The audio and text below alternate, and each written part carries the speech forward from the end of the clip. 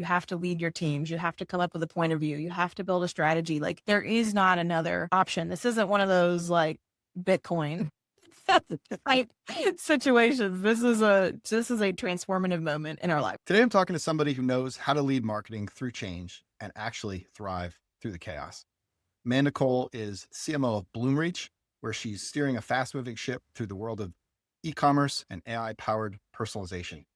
She's not just marketing a category, she's helping to define it. She's also an executive board member at the MACH Alliance, a not-for-profit industry body that advocates for open and best-of-breed enterprise technology ecosystems. I'm a big fan of that. In reading her posts on LinkedIn and articles, I have the suspicion that she's not about flashy tactics. She's about real strategy, real teams, and real outcomes. And last but not least, I'm certain that we're both located in the great state of North Carolina. Amanda in Charlotte, me in Raleigh. Amanda, welcome to Playbook Broken. Thanks for having me, Mark. Yeah, awesome. So I got to start with this recent piece that you wrote in the AI journal. I didn't know that publication existed, but I'm a big fan of it. And the title was "Breaking Free from Workflows." And you kind of came out swinging. I mean, that's how I read the article. You tell me if I read it right, but you came out swinging with a sledgehammer on sacred cows like life cycle stage and workflows. And I just like I wrote down here, and I quote, "It felt both terrifying and exhilarating." And the thing that strikes me kind of off the bat is, honestly, it's the vulnerability of writing something like that in a public forum. So maybe talk us through what's going on there. Yeah, I mean, I think we as marketers, I have a performance marketing background, and so you build systems and optimization in a workflow format. And workflows really are the software. It's what software created for those of us who don't know how to write code to communicate with a computer. So I'm going to set up a database, some kind of infrastructure. I'm going to get a really nice UI UX layer, and in that UI UX layer, I'm going to set up this workflow of things and tell a computer when to respond to an action of some kind in this workflow. And I build out all my if then statements and all those things. If you think about it in the marketing context, that's how we create nurture campaigns. That is inbound marketing. And none of that is necessary anymore in the world of AI, because AI doesn't need that context. It doesn't need those if then statements and parameters. It doesn't need the gates that we've created historically. It has a much deeper understanding of how to actually interact and respond based on unstructured data in a way. And so, I think workflow, if you're still thinking through workflows and you're still thinking about how to communicate with a computer system in a workflow format, then you're going to be behind. I tend to agree with you. You also said all agentic needs is a prompt, which I thought was quite provocative. I mean, I know what you mean, but I think that speaks to that structured, unstructured nature of, we don't need to plan out every step. We can let the thing kind of do what it's going to do. Yeah, and I think we're seeing the curve of dissatisfaction. I think we saw the hype curve and the dissatisfaction curve for AI coming as quickly as the hype curve did. I think 19% of organizations said they're seeing some kind of value from AI who've invested in it. So the reality is a lot of companies are not seeing the value yet. But remember, we're still very, very early, even though it feels like it's moving fast and it's dominating the news cycle. We're still very early in the capabilities of what this technology can do. And what it has been able to accomplish in a couple years is a multi-decade level of accomplishment that other technologies would take beforehand. If you just take like the content writing and translation has been something that companies have been trying to figure out forever how to do in an automated format to get the tone right. Like, how do I change my voice and tone guidelines for Germany versus the US? Because there's just cultural differences. You can't just do translation. And AI can do it now, just very simply and easily. So we have to realize that while it's not going to be this magic wand, and yes, I am being a little overstating the reality of the promise probably by saying all you have to do is prompt. We are moving very quickly to a world where, as a marketer, you will be able to type in the goal that you want in very natural language and have systems build campaigns for you autonomously. Yeah, I think as a reality check, and I've asked a couple of different guests this question, and just not even on air necessarily, just in conversation, like back in the old days, whatever that means. Yesterday. Exactly. We used to talk about one-to-one, one-to-one marketing, the one-to-one marketer, the one-to-one customer journey, all this stuff, but it never really got there. Like we thought it was better, but in hindsight, we never really got there. I think you're saying it's different this time, or am I reading too far into what you're saying?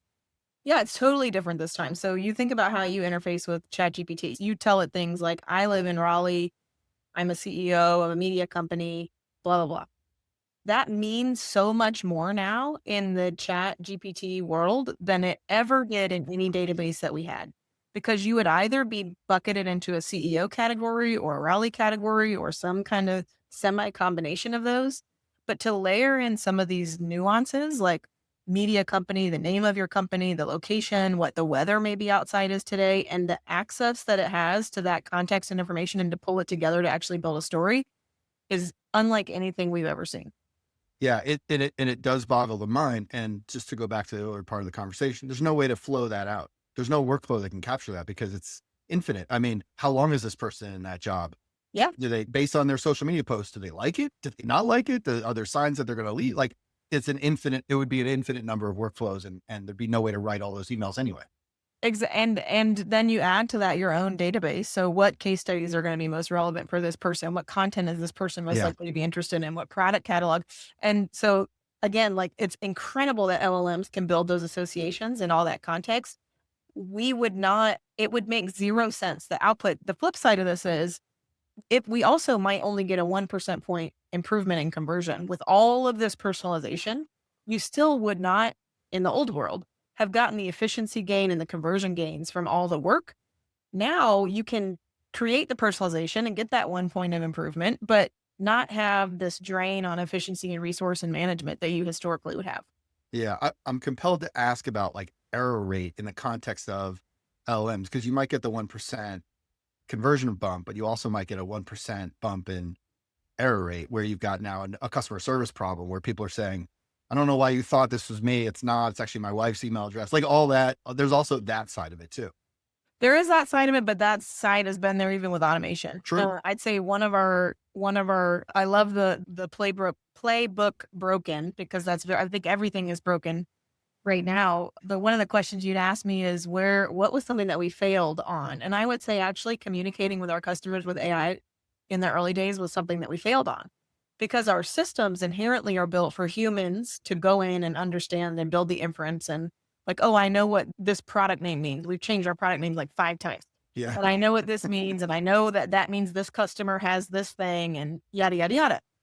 When you just layer AI over systems that were built for humans, it doesn't work. So you do Right. have to rethink how you've built your systems to make sure that AI has the right information and that it's been trained on the right things.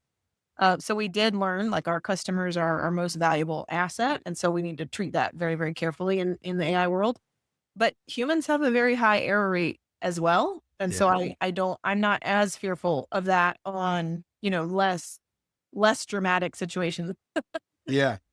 Gosh, there's so many ways. You said something that reminded me of something, but let me keep plugging through because there's like so. I mean, I don't know if we want to call it LLMs or agentic or whatever, but like agentic changes what marketers can do. I mean, does it? I mean, what you're saying, I think, is it effectively turns all of us and all of our agents into like superpowered. I don't know what, like cruise ship hosts. Like it truly is like a one-to-one situation where I know your preferences. I mean, my system knows your preferences and you can tell it, hey, that's not my preference anymore.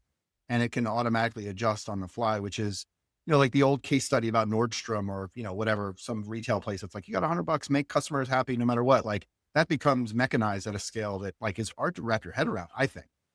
It does, but I think we have to really recognize that the customer journey is dramatically changing, and that ultimately, at the end of the day, our jobs have always been to meet the customers where they are with the most effective message as possible for that customer. And the people who've been able to do that at scale have always been the ones that win. Yeah. And that's why those who've been able to really understand how to leverage inbound marketing and use systems and do integration and all those things, they have a slight edge over their competitors, and that slight edge is enough to make them in the top percent in their field. When you look at what I really believe will become ubiquitous, that everyone will be able to very easily do personalization to a certain extent. What does that mean that the uniqueness of that customer relationship is going to be? And it comes down to what it always comes down to. How good is the product and how many people in my network are willing to refer it? And how does that company make me feel when I work with them? Yeah. And so it doesn't ultimately change what we do, but it's dramatically changing the channels and the systems and the way in which we interact with our customers. I mean, not to oversimplify it, but what you just described is sort of like brand management of the future. Like in an agentic powered world, how you manage brands is how you set these systems up and put the conditions in place that you need for them to operate, well enough, if not excellently, with more customers than not, basically.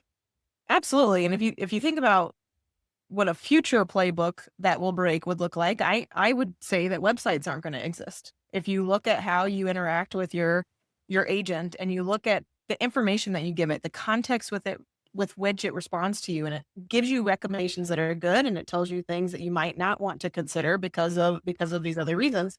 And you're able to get all of that information in voice format. I don't know if any of you have gone through and selected your voice for your chat GPT agent, but you don't even need to go to the website anymore to get this information. So if we're creating content and we're creating products and we're optimizing how people understand what we deliver for them into a world where it's my personal agent doing the research and coming back to me with its findings, my channel is no longer website, email, SMS, all of these things. It's my agent.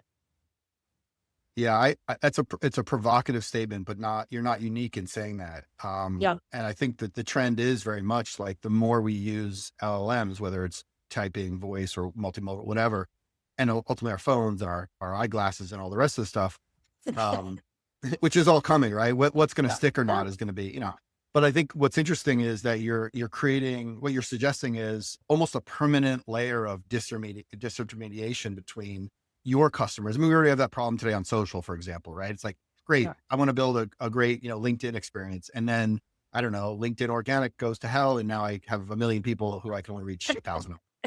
It's like, and so, but like, for a media company, that's a scary proposition. But I have to imagine Bloomreach as a provider of e-commerce software also, like, what are we actually providing our customers? We're building web experiences that are actually intermediated or disintermediated by bots and agents. It's a fascinating look into the future. Talk about, like, we all grew up building websites for 25, 30 years now. And now all of a sudden it's like, well, maybe we don't need those Yeah. anymore. Well, and I actually started my career in direct mail, in nonprofit direct mail Same, solicitation. same. Yeah. There you go. Um, Crazy. and then I was here when WordPress came out and everybody was like, everything's going to be ruined because nobody's going to need a developer to build a website anymore. And that didn't happen. I remember my first local marketing strategy working with an agency was to make sure the client understood to come up with a company name that was as close to the top of the alphabet as possible so that you showed up first in the yellow pages. AAA towing, baby. And then websites, they evolved and they were less about, let me just make sure my domain shows up and that they can find the products that I'm looking for, to experiences, to guidance, to all these kinds of things. And now we have what the explosion of the internet is today. And so I think it will obviously dramatically change. We're seeing that happen. But I genuinely don't believe the job of marketing changes and our responsibility to our customers doesn't change. Even from a media company perspective, I actually think media that's written by real people, that's validated with genuine trusted sources, is going to become more important because the amount of disinformation that exists in our world today is just tremendous. It's tremendous. It's overwhelming. And we agree, one of the reasons this podcast exists and some of the things we're doing on Martech Live and Conversations with Martech is to put our faces in front of the words so that you see, oh, that guy's a real person. He's not perfect. Maybe I don't like him. Maybe I do like him, whatever, but it's a real human. Like, this is a actual real human interaction. And I think that the future of media depends on kind of getting that balance right. So I agree with you. I totally agree. I actually, just to add to the scariness of this, we tested a video tool and it looks exactly like me and it's talking, but it's not me. And so that's another thing that, as you think about it, there was another gentleman I was speaking to who is in the voice world for AI voice. And he said he's actually come up with a code word for when he speaks with his parents, so that if something does call them and ask them for money or Yeah. ask them for assistance or something like that, and it says like, hey, remind me the name of the dog that we had when you were 5, Yeah. just because that's a precaution for what's happening in the world today. And so I think the more opportunities we have to validate our humanity, the more important that's going to be in this future playbook. 100%. About 4 or 5 years ago, I created a family code word for that exact reason. Really? Yeah. I have one. What We is have it? family. It's lemon tree. Um, And I had forgotten about it, of course. And then I remembered, I don't know, something happened. I saw a story like you're talking about. I was like, oh, so I texted everybody in my family, like two daughters and my wife. I'm like, what's the code word? Do you remember? And nobody remembers. It's like, okay, guys, seriously, like now it's a real thing. So that's really funny. Um, Back to being vulnerable for a minute. Like you Yeah. wrote that we have to unlearn what feels safe. Yeah. I find that to be exciting and also very scary. Talk about websites. We've made livings off of building web experiences. Like, how are you processing that need, like with your team and yourself? How are you processing that like you have this future knowledge? I think you're right. I think you're seeing things that are coming, but also how do you sort of like make people feel okay with that? How do you build that ability to like, yeah, let's sit with that uncomfortableness and navigate our way through it together? What is that like? I mean, that's real. I find that challenging. It is very challenging. My path to my role was very unorthodox. I was a teen mom, so I have 3 boys in college now, and I did not graduate with a degree. I didn't go to college at all, and so I my career was one where I constantly was kind of fighting against standards and against my own, insecurity, and I think that that actually helps in situations like this where you're like, "I have no idea what I'm doing. Nobody has an answer for me, but we're gonna get through it and we're gonna figure it out." And I think allowing space for us to have no idea, but also and fail a lot. I do also joke that 80% of marketing is failure, but then also to like have fun unlocking something and figuring something out is enjoyable, but there's no denying that it is very overwhelming right now. Yeah. Yeah. I think we all feel it. We did a live stream a couple of weeks ago where we talked about burnout, and we did another live stream where we talked actually last week on Friday, we did a live stream. We talked about how do you possibly keep up? Mhm. We had last week alone, we had what? Claude 4.1, we had Yep. open source, open AI, and then we got GPT-5. And what was so funny this weekend was, the backlash against GPT-5 like hit hard, and you're starting to see the cracks in the armor and I'll never accept AI generated video and all the stuff that's happening. It is a lot. What mindset do you embrace? By the way, your story is incredible. Congratulations. Like fighting through all of that it's remarkable. And not to say anything else, but like you're also a woman in a somewhat male dominated industry. Like there's a lot of stuff baked into that. So Yeah. the resilience and the ability to power through. What's the mindset then every day? Like, how do you absorb this change? What do you do with all of the flood headed at you, and how do you sort of process it? Well, there's 2 things. One is there is not an option. You move forward. Like, you have to understand this technology. You have to get on board with it. You have to lead your teams. You have to come up with a point of view. You have to build a strategy. Like, there is not another option. This isn't one of those, like, Bitcoin type situations. This is a transformative moment in our life. So that's one. You just have to do it. And the second one, actually, Anthony Canato, I follow quite a bit, and he's a CMO and former founder who now is going back to divinity school, I believe. If I Anthony, if I'm misquoting, please correct me. But what he talks about a lot is soul care, remembering to take care of yourself, and that people are going to be better than you. People are going to figure things out faster. And there are also people who are not being truthful about the progress that they've made online, who are trying to get clicks. And so take care of yourself and make sure that you're mindful of where you are in all of this. My husband is also a therapist, so I'm surrounded by it. But I think that is really important. You have to do it and take care of yourself. Yeah, I think that's poignant and important and also true. It's funny, therapy's been destigmatized quite a lot over the years. It's not all the way there, but it's come a long way. And I And think now AI is doing it. and AI is doing it quite well, actually. I definitely augment my therapy with like I have like a therapy GPT, like, hey man, like calm me down because I'm freaking out right. Well, well, if you think therapy is so science-based, and so there's so much written about it, and there are templates and formats and like little processes that you go through. So it's all outside of the very human component of it. It is a perfect study for AI. It really, out of curiosity, like, was your husband think of that as a therapeutic tool? I think so he specializes in trauma for veterans. So Oh, there's an element to it that is very physical and sensory, like irrational fear of things that you need someone who understands the reaction that you're having, and it's probably more of a danger type situation. So in moments of self-harm or harm of others, or these things that are like very not logical, I think structured guided in-person therapy, he still believes is very important. But outside of that, he definitely thinks that there's an opportunity for the practice, the formulas, the thinking behind what has made therapy what it is very useful and informative. Yeah, and it speaks to not just therapy, but also strategy therapy, right? Yeah, Like, hey, I'm in a leadership position and I don't know what to do next, which is that's an unspoken secret of most of us. Like most of yeah, us don't know what the hell's going on at any given moment. So like the ability to actually, say out loud to this chat GPT, like, or whichever your favorite flavor is, like, hey, I'm really lost. I don't know, ground me in some framework or ground me in something that sort of makes sense. Or look, here's a problem. And I don't know what to do. Even if it's not giving you the answer, it's giving you a framework to go like, think about this or think about that. And in trauma, what I've learned is like you're cognitively not you're not operating at 100%. So that I think that's fascinating. So just to bring it back to business a little bit, although not completely, like the genesis of the current strategy, what you guys are doing. I see what you're doing and watching. I think I joined one of your webinars just out of curiosity.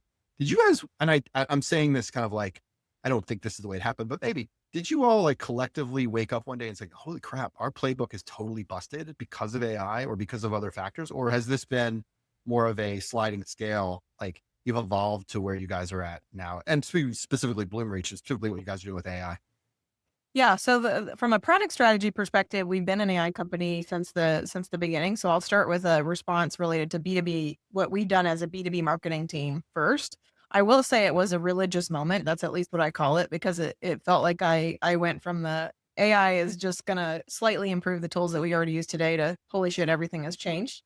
And that was I was in a meeting with a vendor who was a new AI startup, and they had made me believe that they would be able to create the sales enablement tool. And I was like, "Great, let's check it out. Let's see." And we were getting some pretty cool results from the sales enablement tool.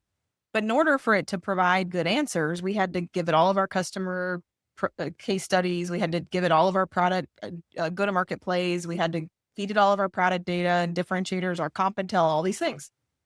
And so I said to the founder of this company, all of this data I've given you, could you just use the same information and create a handoff document for me from an AE to a CS person? He did it in 5 minutes. And then I was like, can you write an email to with all this data to to this company name, to a prospect? He did it in front of me on the spot. And I'll say what I realized in that moment was the front end of technology doesn't matter anymore. And so if I need to think about building a marketing system from the back end, how would I do that? What tools would I use? How would I equip my teams? If all they need to do is conversationally describe what they want, what systems and integration and data need to exist in what I now call our GTM brain in order for us to really leverage AI? And that was so it kind of was a woke up in a meeting one day. Yeah. That is honestly, it's remarkable because I think some people have been tiptoeing and they see things and they're either cynical or skeptical or prove it to me. I mentioned earlier, kind of like hallucinations. That's been one of the big challenges we've had is like, well, it's not perfect. And I'm like, I know, but you're not either. Yeah. You know, I think that's it. And so to have that kind of awakening, I know that it's funny. I was just talking to somebody the other day when ChatGPT first came out. I literally couldn't believe what I was seeing. Like I had a moment, and the last time that happened was like 93 when I first got on the internet. I was like, I don't know what this is, but there's something really amazing. I wasn't able to put my finger exactly on it, but I changed my entire career. I was like, I'm doing this now. And I have the same sense of AI.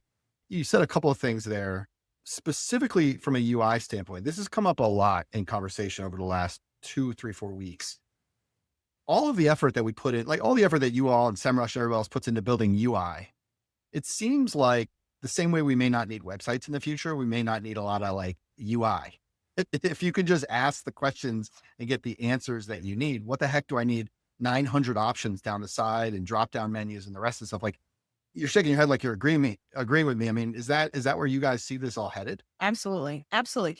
Again, UI is training you how to use a navigation system in order to go to the right area to tell a computer to do something. I mean, we really need it. Remember, software. We had computer systems that existed with really ugly interfaces that we probably all remember. With the typesetting used to be a job for a Oh reason, yeah. and then it was like, wait, we can layer UI over this, and then oh wait, if we get a lot better with UI, we'll have more adoption. And oh wait, cloud. We can actually get. We don't have to send somebody a disk to install our software anymore. Now they can actually access it through a cloud interface. And all of that has been applications that help you manage a data layer through a computer interface to get a computer to do something. That's just not necessary in the very near future. Yeah. It reminds me of that movie Minority Report with the It moving stuff does. around, and it's like, part of me, like, I've seen so much happen. It's like I love the phrase, "I've seen this movie before," but again, with AI, I don't think I've seen this movie before. I really don't. I don't think this is, you look at all the evolutions of CMS, CRM, ERP, social, mobile. Like, you just go through the list of all the stuff we've been through collectively and you kind of go, yeah, that stuff was all important, and it was all sort of like building. It's funny. A couple of years ago, my daughter went to Elon. I think it was Elon. She definitely went to Elon, but I mean, I try to remember this memory. I think it was at Elon. There was a professor that was doing like a parents session or whatever, right? And he was talking about music and how, genres of music build on one another, and Uh, artists take and mix and remix.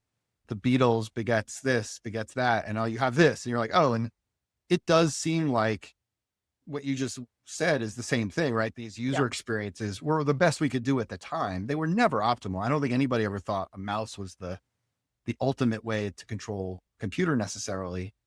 It's lasted a long time, but it is very disorienting to think about a future where it's just all different, right? Like, and I think I go back to like kind of the part that I'm interested in from a playbook standpoint is this is a different playbook. We talked about, the UI playbook or the marketing or the B2B or the inbound playbook. This is the how do I manage myself playbook? How do I stay level Yeah. and help guide teams and have confidence? Like, because again, we're sailing into the new world. So we don't know if we're about to fall off the flat edge of the earth or if it's actually round, but we're going. And so, like, as we go down that path, like, and what's interesting here is like there's no playbook for this because we all bring our own past traumas, our own past Mhm. experiences to it, and yet we then come together as teams and try to make things happen. That's a tricky playbook to think about, I think. It really and this is why, being part of MACH Alliance, what I love about it. So that MACH Alliance is a group of technology companies and brands who basically were like, we're tired of the competition. We're tired of the mixed messages in the market. Everybody sounds like they do exactly the same thing. How do we, with the brands leading it? So Mars.com, Mars Company, for example, is a brand ambassador for MACH Alliance. So how does Mars build a technology ecosystem with companies that actually work together, even if in some ways they compete, that actually integrate, that are built on a single data layer and single infrastructure, and even in some cases develop commercial packages together? And I think that we're going to see some of those ideas win because the ecosystems are just going to get. We see it now. I experience it now. Companies who are saying they're AI first and they're really not. You see a demo and it's like this. I'm literally looking at a workflow. This is not AI. And so there's this trust factor that I think we're really going to be struggling with in the future, in the very near future, with what companies can actually deliver from an outcomes perspective, how it's actually going to change my job. And the competition is going to just increase because all of a sudden we're going to see that it's much, much easier for companies to do a broader set of things than they could have before.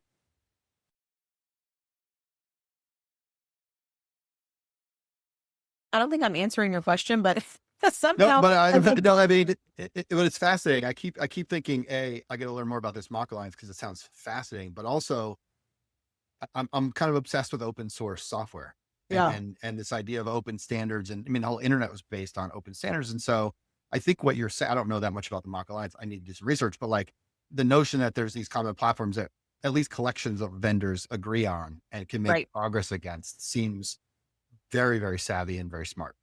Yeah, I think we're seeing that happen early with AI, with MCPs and A to A. There's some big guys that are competing, but basically everybody's like pretty much jumping on the bandwagon with the couple that are leading because again, technology is moving so fast. So maybe the benefit of The speed will be that we consolidate around some standards pretty early, but that is a good point. Yeah, that's super.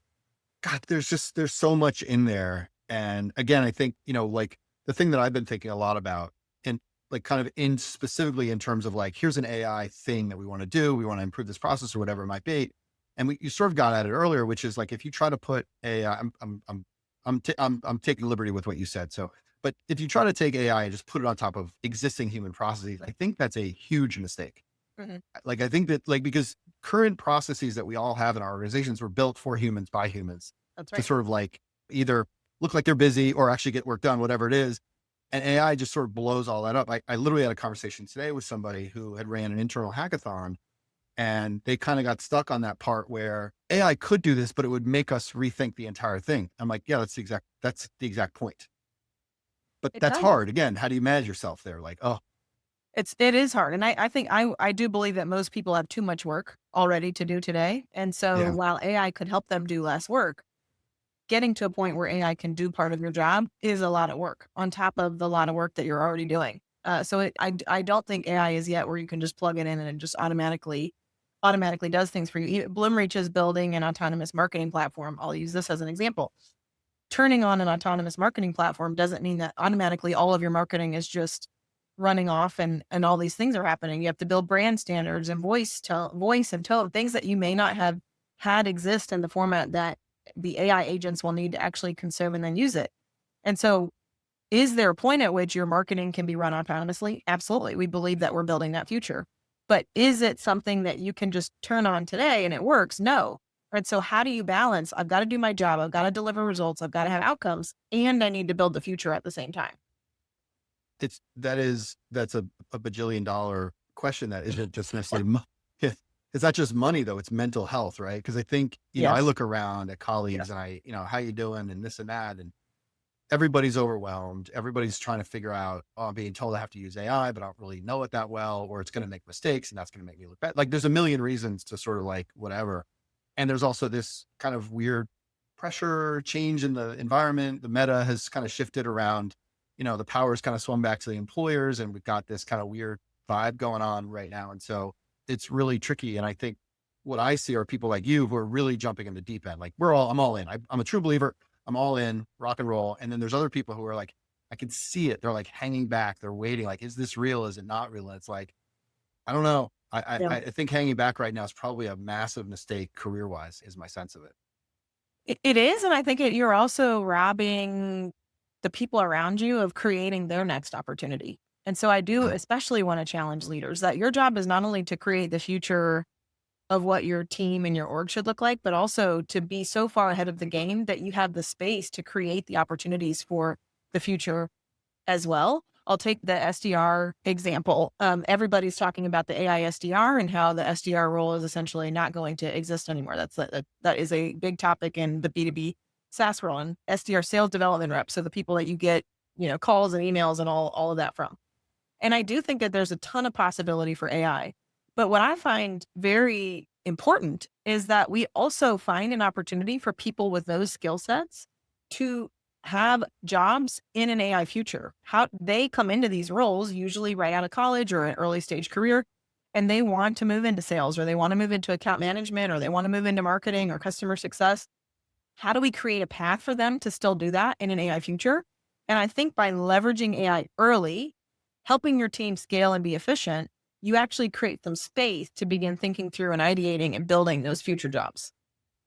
I think that's exactly right. I also think what you said is not typical management teams. I might get the sense, I can't remember when, it was a few months ago. You guys did like some kind of virtual event online thing. And I watched your CEO you weren't actually on it, which I was surprised at, but there was like your CEO and some other people.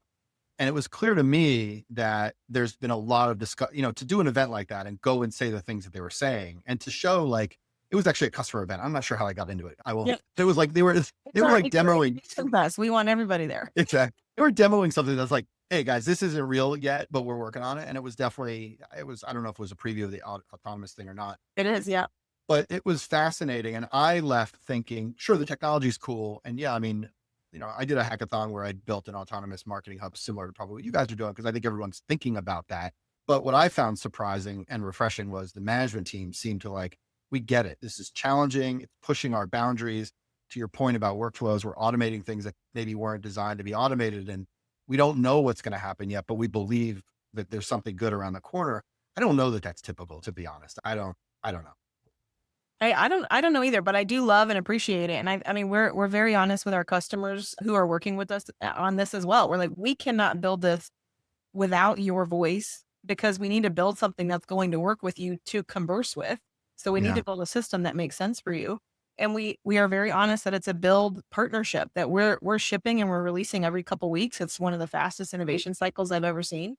But the process cannot be done in a silo. And I think this goes back to what I was saying about MACH Alliance.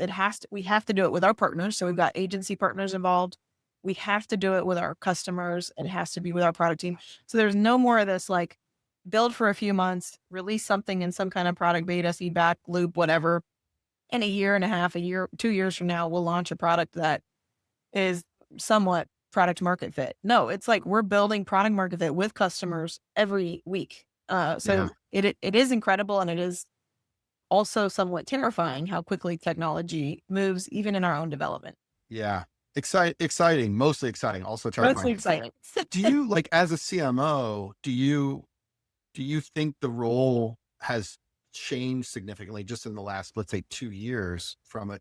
I mean, you're speaking almost to me like not as a traditional CMO. Mm, We've spent a little, not that much time talking about paid media or channels or brand management or like whatever. Like you're talking about product development, almost in the context of it being almost like a PLG product, although I don't think Bloomreach is PLG, like you guys would think enterprise. that's right. So has that, do you think the future, like the CMOs of the future, yourself included, are becoming something different, evolving into something new that just didn't used to be that way? I think the CMO role has been going away for a while. I mean, it didn't really come up and about as a C-suite role until the 90s, and I think we've seen a continual decline in the number of CMOs. Like I can't remember what the reports are, but it's just a continual decline in Fortune 500 companies who actually have a CMO. And I actually get very excited about that because I think where the CMO has been pigeonholed in companies often is not a job that sounds interesting to me. I want to be on the strategy side. I want to be on the growth side. I want to be on the customer side.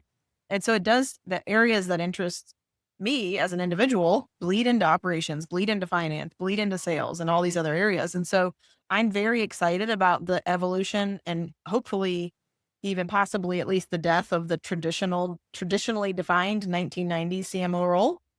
I think AI is going to fast track that reality probably more than anything else. Yeah, completely agree. By the way, like I think that, but even the old IT sales marketing kind of silos, I think necessarily will get blown up. Whether the people in those seats will allow them to, like they may be resistant to that because of incentives or whatever else. But I think that the technology is going to roll right over that, and there just won't be smart management teams are going to go, "This is silly." That there's a better, different way to organize ourselves. That's my assumption, but Yeah. what do I know? I know nothing. Before we wrap up, I have this final segment. I call it forcing yourself. I've become kind of obsessed with this as I talk to more and more people. By the way, if you don't have a podcast, do one. It's super fun to talk to people like you. It's like just really, really cool. Oh, but you told me Um, that last time, and I am thinking about it. exactly. Right? So you are clearly navigating things well. You're pushing the limits of AI, which is exciting. Let's get inside your head a little bit, not too far, but just a little. What's a time where you had to force yourself to sort of break your own habits, break your thinking, change your perspective, or kill your ideas, and sort of what was the mindset that you went through? Like, not the outcome of that, that's fine, but the like, when you're laying in bed going, shit, I got to do this. And how do you get yourself to do that thing? Yeah, I think again, I talked about my semi unorthodox background coming into the role, and so I think I learned very early on that something I brought that was unique was kind of almost ignorant thinking. I'll say it that way because ignorant in the sense of like haven't had the knowledge before. People talk about this a lot. Bringing a new hire in, they provide oftentimes the most insightful value in the first 90 days because they just haven't been subsumed into the company culture to start speaking as though they are part of the company. And so they have a little bit more like unorthodox insight. And so I think that always kind of been a little bit on the outside. And some of this is my own insecurity for sure. But how do I break things? How can I break it? Where do I have an opportunity to actually I hate that saying, if it's not broken, don't fix, or if it's working, don't break it, or whatever that is. I can't even remember it. If it ain't broke, don't fix it. There Yeah, it that is. um, because I want to break it. So I think that's where a lot of my energy comes from. And what we're doing right now is breaking everything. And so it is very energizing. Yeah, that's amazing. I'm inspired by that actually, because I know that like you're right about the first 90 days, by the way. And when you get acquired by a big company and you sort of find yourself in a new zone where you're not operating the same way, you sort of have to find your way a little bit. And so I'm inspired. I'm re-energized by that. So thank you. So a couple of quick reflections as we wrap up. So soul care, I love that. I wrote that down. You had a religious AI moment. I had the same one. There were different moments, but I like that. GTM brain, you said, which I thought was hysterical. That's awesome. And then ignorant thinking, which, like almost like maybe not ignorant's not the exact right word, but sort of productively naive maybe is the right, Yeah, is the that's right way to probably go. that's probably it's not quite as arresting, but Yeah. Yeah. Yeah. Yeah. No, I love it. I love it. Before we wrap up, where can people learn more about Amanda, more about Bloomreach, all the rest? How do they connect? you can check out Bloomreach at bloomreach.com, and you can connect with me on LinkedIn. I pretty much connect with everybody who wants to connect with me and try to message as many people in response as I can. That's awesome. Thank you so much for joining us. This is a ton of fun. I learned a lot. I don't know. Hopefully people will learn a lot. Thanks for having me. Yeah. Thank you for watching Playbook Broken. You can find us on YouTube, martech.org, all the audio channels, basically everywhere. If you have comments or feedback for me, or for Amanda, or for Bloomreach, please leave a comment. Find me on LinkedIn. Thank you so much for watching.